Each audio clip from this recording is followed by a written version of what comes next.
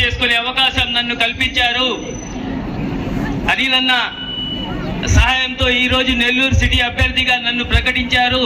దాని తర్వాత ఈ రోజు మన నెల్లూరు జిల్లా పార్లమెంట్ సభ్యులుగా విజయసాయిరెడ్డి అన్న గారిని ప్రకటించగానే మనందరికీ ఒక ధైర్యం లాగా వచ్చింది.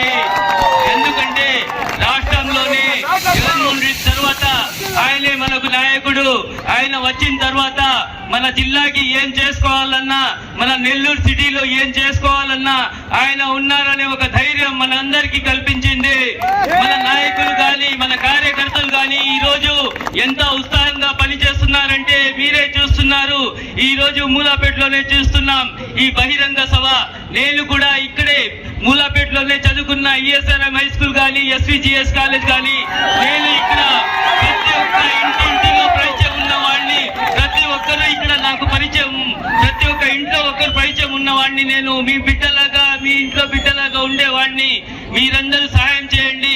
విజయసాయిరెడ్డి అన్న గారికి మంచి మెజార్టీతో గెలిపించాలని, అలాగే నన్ను ఒక సామాన్యుని, ఈ రోజు నేను సామాన్యుని ఏం కాదు, ఎందుకంటే నా వెనకాల జగన్మోహన్ రెడ్డి గారు ఉన్నారు, అలాగే అలాగే ఈరోజు సాయిరెడ్డి అన్న గారు ఉన్నారు, అలాగే చంద్రశేఖర్ రెడ్డి అన్న గారు, మీరందరూ